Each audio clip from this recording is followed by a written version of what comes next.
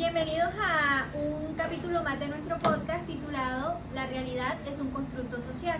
En este momento me encuentro con estas maravillosas mujeres que son expertas en el tema de las ciencias humanas. Empezamos con Panelli, Valeria, Carla, María Luisa, Daniela. y mi persona, Fayhat Saad Lozano. En este podcast o en este capítulo vamos a estar abordando muchos temas. Y el primer tema es sobre la memoria colectiva, la cual es un conjunto de hechos, experiencias, saberes, whatever, que comparte una sociedad, como por ejemplo un país o un grupo social, como vendría siendo la familia. mira que eso que tú dices es interesante porque cuando hablamos de tradiciones, de culturas y de todo eso, estamos hablando de la memoria colectiva, que es lo que nos une a todos como sociedad. Exactamente. Bueno, ahora que ustedes están diciendo sobre la memoria colectiva, a mí me pasa algo. Y es que yo actualmente vivo sola. Lo que pasa que el mote de queso que yo hago no me sale así como mi abuela lo hace. Porque es que yo no sé hacerlo. Así como ella no lo sé hacer, entonces no me queda igual. Entonces yo digo que el mote de queso es un plato típico que ha pasado de generación en generación acá en la costa. Entonces yo siento que eso es memoria colectiva. Y bueno, entonces yo, además de que costeño que se respete, se hace su mote de queso. ¿Es o no Así así? es. Afirmo. Pero mira que lo que tú dices del plato y de tu abuela es una muestra de interaccionismo simbólico. ¿Cómo así? Porque, o sea, cuando estamos hablando de gestos, de la forma de hablar de las personas, del plato de tu abuela, esa es la interacción social que tú viviste. Porque te voy a decir algo, para mí el plato del mote de queso no es tan importante como para ti, porque en mi familia el mote de queso no se comía. Entonces, para mí, si yo no como un fin de semana el mote de queso, y no es que me guste tanto. Ay, a mí tampoco. No me Ay, a mí gusta. sí. A mí también. ¿Y a ti? Ay, a mí sí me gusta. Cero. No comemos de queso. Dani, ¿tienes algo más que preguntar sobre la memoria colectiva? Bueno, entonces, ¿qué propósito tiene la memoria colectiva? Ahora que están hablando Se sobre le atribuye a tal memoria colectiva. Por ejemplo, nosotros los costeños, al festejar el carnaval, más que por tradición, es como una forma de consolidar nuestra esencia como costeños. Sabor, relajo, fiesta, etcétera, desorden. Entonces, en medio de tanta diversidad en donde la identidad se puede ver transgiversada o confusa, el permanecer constantemente consolidando la memoria colectiva de nuestra cultura es una forma o un norte de saber lo que somos y perpetuarlo a través del tiempo. Claro, y fíjate que no solamente se trata de la cultura o de la sociedad, o sea, lo que estabas hablando de la conmemoración o de esas celebraciones o como lo que tiene tu familia culturalmente del mote de queso, sino también esas pequeñas cosas, lo que podemos agregarle un valor emocional y es importante para nosotros. Y nosotros tenemos algo y es que catalogamos algo como bueno o como malo, algo como agradable o desagradable. Entonces, a ese valor emocional que le agregamos, ya sea bueno o malo, es esa interacción simbólica que va a tener para nosotros. Por ejemplo, este celular es muy importante para mí, pero quizás para ustedes es simplemente un aparato más. Entonces, así es. Algo que quisiera aportar y es otro ejemplo un poco más universal, no sé si lo mencioné antes, lo del 8 de marzo, para conmemorar la lucha de las mujeres por los derechos humanos y también por la igualdad de género. Ahora bien, ¿cuál es la intención que este grupo social le atribuye a esa conmemoración del 8 de mayo? Eso afecta nuestra identidad de autopercibirnos no como inferior al género masculino, sino como capaces de hacer y abordar situaciones complejas. Bueno, pero ven acá, entonces, ¿existe algún método que hable o que evalúe este tipo de temas? Ahí, claro, mira, la etnometodología esta básicamente lo que hace es enfocarse en cómo nosotros como personas le damos un sentido propio a nuestro diario vivir, es decir, un sentido común, pues cómo eso influye también en tus interacciones, todo eso va a través de las interacciones, tu toma de decisiones, tu parte de razonamiento, tu pensamiento, todo eso, la verdad es que todo eso. De hecho, la etnometodología y el construccionismo social están como que de la mano, porque ambos tienen algo en común, y es que los dos dicen que la realidad no es algo que esté como que fijo, que sea completamente constituido de así y así, sino que eso es algo que más nosotros construimos a través de nuestro diario vivir, con nuestras interacciones, con lo que tú le dices a ella, con lo que yo te digo a ti, con lo que tú haces, tus gestos, tus acciones, con lo que tú percibes de todo, con todo eso. ¿Y cómo contribuye la metodología a la psicología social? Contribuye porque a través de todo eso nosotros nos damos a conocer a nosotros mismos, es decir, todo eso nos hace buscar o identificar nuestra identidad como persona, también como que saber acatar normas, es decir, ella tiene una percepción de la realidad distinta a la mía, uno interactúa con nosotros y uno ya aprende a acatar normas, busca la identidad y todo se crea como que un tipo de interacción social diferente y a la vez igual para todos. Bueno, sí, tiene razón. De hecho, nosotros somos seres sociales, por ende tendemos a dejarnos influenciar y a influenciar a los demás, ya sea por presión social, por aceptación a pertenecer a un grupo, ya sea por esta percepción de poder, ya sea de información legítimo, algún tipo de manipulación. Por ejemplo, los líderes, los profesores, nuestros familiares, etcétera. Bueno, eso que acabas de mencionar hace referencia a lo que es la influencia social. Tienes razón. Cuando hablo de influencia social me refiero a esa capacidad que se tiene como de cambiar un comportamiento sin necesidad de ejercer fuerza. Entonces, para mí, pues yo considero de que esto es como un arma de doble filo porque así como tiene sus aspectos positivos, creo que también tiene sus aspectos negativos. Total. Por ejemplo, cuando hablo de aspectos positivos, sería de que pues obviamente hace que las personas se involucren en grupos, copien comportamientos saludables y así la sociedad pues presenta una mejoría. Pero cuando hablo de aspectos negativos me refiero de que hay muchas personas que no saben manejar este tipo de situaciones. Me refiero a las personas como fácil de manipular o influenciables. Entonces estas personas, como ya tú lo habías mencionado antes, solamente presentan una necesidad como de pertenecer. Exacto. Y como solamente piensan en eso, como para no sentirse aislados, pierden como su individualidad. Entonces yo digo que por eso pienso que tiene como pros y contras. Exacto. Oye, y de personas influyentes tenemos a Martin Luther King, ¿se acuerdan que lo vimos en estos días? Y es que este hombre transformó muchísimas vidas y en los derechos que lograron aprobar a raíz de eso, o sea, él fue muy influyente y es eso justamente que tú estás diciendo, él no utilizó en ningún momento la violencia, él fue a través del discurso, a través de la persuasión, su lema de decir, hey, yo tengo un sueño y ese tipo de cosas, entonces ahí se ve muy marcado lo que es la influencia social. De hecho, mira, yo tengo un aporte, ahora que lo estás diciendo, todo lo que logró aprobando la ley del derecho al voto, los derechos civiles y que dieron pie a muchos otros derechos aprobados actualmente. ¿Qué me dicen sobre eso? No, sí, y fíjate que no solamente se trata de estas personas que marcaron la historia, porque actualmente con el tema de las redes sociales, con el tema de la moda y todo ese tipo de cosas, esto nos ha influido de una u otra manera y nos estamos, digamos que, hiperculturizando. ¿Esa es la palabra? ¿Sí?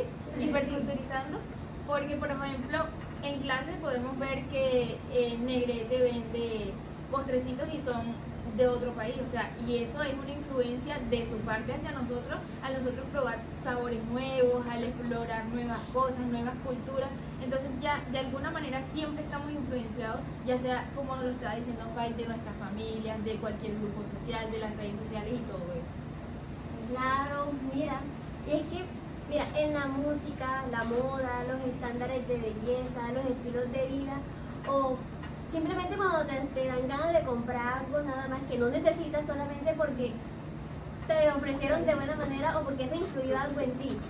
Mira, ahí justamente en eso. Sí, el consumismo es una cosa tremenda, gracias. Pero es que ustedes también nos han preguntado si la influencia en redes en realidad nos está educando o nos está adoctrinando. Porque, por ejemplo, nosotros hacemos las cosas porque nosotros queremos o simplemente por miedo a no encajar en la sociedad. Bueno, yo digo que pasan las dos cosas.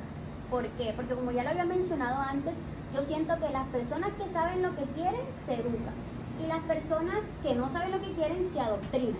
Entonces, cuando tú sabes lo que quieres, tú sabes que si tú vas a pertenecer a algo, pues tienes tus pensamientos y tu postura clara y puedes decir, no, a esto no accedo y a esto sí accedo porque va o no va conmigo. Pero en cambio, cuando no sabes lo que quieres y como lo dije anteriormente, eres alguien influenciable, tiendes a solo querer la necesidad de pertenecer. Y como lo dije anteriormente, te olvidas de todo lo tuyo, de tu individualidad, de tus percepciones, de si estás o no de acuerdo, simplemente por estar.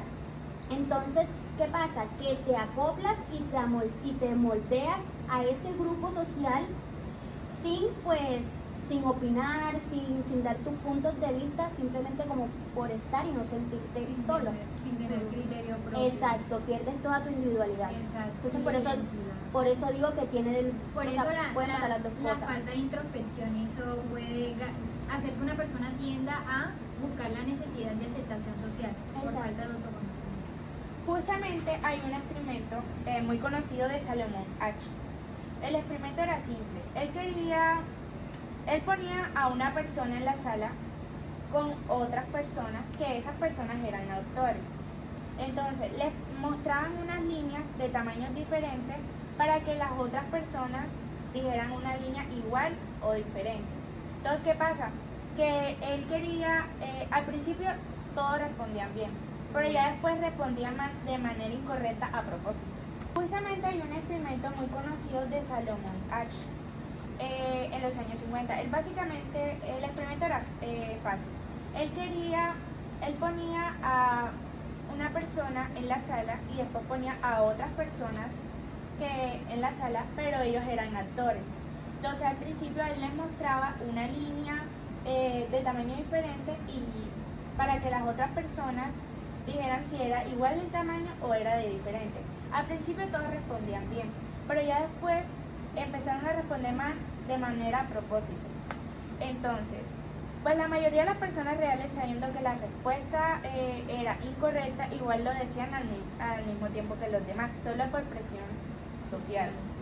De hecho, el 75% se confirmó al menos una vez que la opinión era del grupo de todos. O sea, se dejaban llevar. Ajá. Así es.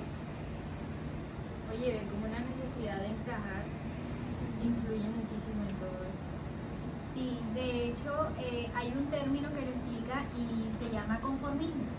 El conformismo trata de que nosotros a veces como personas moldeamos nuestros valores, nuestros criterios, nuestros pensamientos, principios, whatever, para adaptarnos a un grupo en específico que tiene pues valores, principios, pensamientos diferentes a nosotros. Sin embargo, el experimento que ella plantea es más que todo un tipo de conformismo normativo. Exactamente. Porque el conformismo en general no tiene como que una sensación negativa interior a un cambio hacia algo. En cambio que el conformismo normativo sí lo tiene. Que uno tiene como que una sensación, no sé, una sensación...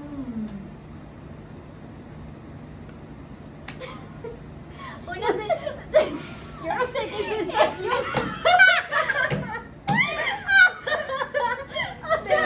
Ahí pegaba el grito, sueño, La sensación. Una Ahí pega el sensación... grillito. Ah, sí, Obvio. perfecto. Es Bueno, que yo no o puedo sea, evitar eso. No, es que hago cuando lo nos que- reímos y eso hago- también. Un ejemplo hago- blanco y negro. o sea, es como una sensación de incomodidad, como de no estar de acuerdo, pero aún así uno se moldea por, encajar, pero no necesariamente con que uno quiere. Ya. Ok, Y creo que hay otro, no sé si tú sabes, Dani, que no es del conformismo, sino que se trata más como de la obediencia de los aspectos negativos que estaba comentando ella. Bueno, ahora que estás diciendo es, la mayoría siguió obedeciendo al investigador, que decía, más del 60% llegó a aplicar lo que creían que eran las descargas eléctricas, que eran peligrosas, solo porque una figura de autoridad se los pedía. Es que te voy a decir algo, es increíble cómo el nosotros querer encajar en la sociedad hace que vaya en contra de lo que nosotros creemos. Porque les voy a decir algo, yo el fin de semana pasado fui a Alameda con una amiga A mí no me gustan las blusas esas de tigre, nada de eso me gusta. A mí Mal premio. no, eso no me gusta.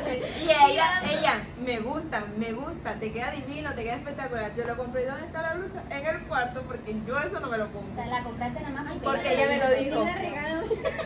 A ella sí le gusta. Porque ella me dijo, cómpralo, te queda lindo. Ya, por Ay, eso. no. Lo que obedece hombre. Pero ahí sí, no es muy lejos también, o sea, un hecho histórico como para hacer contraste con lo que dije ahora de Martin Luther, también tenemos a Hitler, que, o sea, si se dan cuenta, muchas personas le obedecían y no es porque quisieran o porque tuvieran ese mismo deseo de fulminar a la humanidad, por así decirlo, sino que le tenían primero miedo, lo veían como una figura de autoridad, podían perder su trabajo. ¿Tienes clase acá? No, prestamos la cámara, estamos terminando de grabar un videito y no nos demoramos. Como te interrumpió, maestro. Rubén. Lo cortamos en Vanelli. Ah, después de lo gané y Carla inicia otra vez. Dale, Solo dale, Carla. dale. Dale. Carla va a decirlo otra vez. Después de la blusa Es animal. que me fui. Nada para que se Hubiera seguido, lo hubiera ignorado un momentico hasta que siguiera y ya. No, porque Vamos a no ignorar a la puede. señora. Escucha. Si va a escuchar buenas, él tiene Ah, clase. verdad. Otro hecho histórico mencionando lo de Luther. Sí. Ok. Eso lo sabe.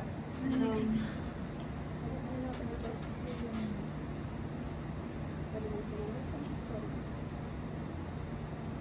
Ay, Ya. no, Wilas, es que no sé Ya cómo quedó bloqueada, iniciarlo. ya quedó bloqueada. Bueno, mira, Bueno, otro mira. hecho histórico, ajá, parecido al que les dije de Ah, King. Ajá, sí la veo. Dije la bruja. Oye, pero es bárbaro esto lo de obedecer y lo de conformarse. Y es que sin irnos muy lejos lo que pasó en la Segunda Guerra Mundial con Hitler. O sea, muchas personas lo seguían, lo obedecían y no porque tuvieran ese mismo deseo de querer exterminar a la humanidad, por así decirlo, sino que le tenían miedo, lo veían como una figura de autoridad que nadie lo podía bajar de allá. Y pues de hecho él fue un dictador. Y no solo eso, sino que también tenían como esa presión social, ese de que podían perder su trabajo, podían perder la vida, y además de que eran de la misma nacionalidad de él los obligaba, por así decirlo, a que le hicieran torturas, que maltrataran a los demás, lo que fue el campo de concentración. O sea, eso fue increíble y es un claro ejemplo de la obediencia. Es que yo siempre me había yo siempre me había hecho esa pregunta, que si tantas personas estaban en desacuerdo con la postura de él, y eran bastantes, o sea, como por qué no se unieron para como para estar en contra de él y lo obedecían, o sea, ¿por qué lo obedecían si estaban en desacuerdo? Ay, porque era visto como una figura de autoridad. Pues, o sea, ya bien que les gustara o no, ellos se abstenían a obedecerlos a ellos. Es como que a ti te cae mal un profesor y el profesor te coloca un trabajo que tú no estás de acuerdo, pero como eres tu figura de autoridad, tú lo haces. Así digo yo que pasaba con ellos. ¿Ya? Lo que él usaba era el poder coercitivo, el miedo, el maltrato, la falta de oportunidad que ellos tenían, todo eso lo que tenía que ver con malo para que ellos se sintieran obligados, presionados, exacto, a obedecerlo y todo eso. Un ejemplo de eso es como lo que decía ella, que campo de concentración, todo eso. Sí. Bueno, mira que eso es distinto al poder legítimo, en donde al presidente se elige por votación de forma democrática y hay una constitución que lo respalda, es decir, al presidente uno no lo obedece por miedo, sino pues porque legalmente uno tiene el derecho al voto, por gusto, por criterio propio.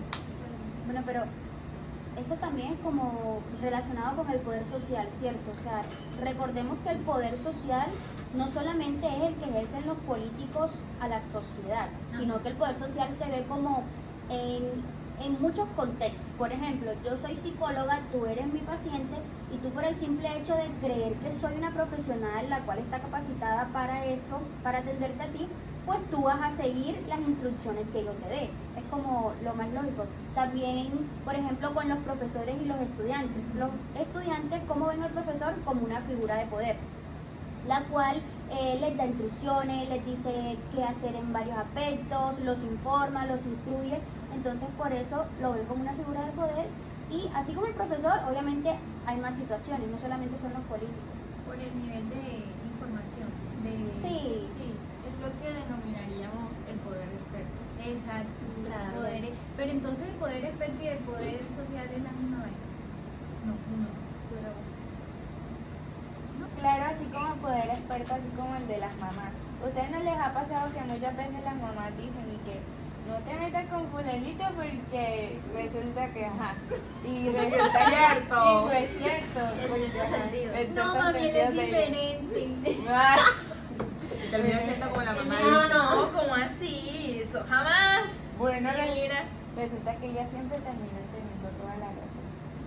es que ella tiene como un pajarito chismoso que, uy, no, me cae más mal ese pajarito. Lo de nosotros ya es personal. Uy, Le pasó, no. ya le pasó. El pajarito la sapió valiente.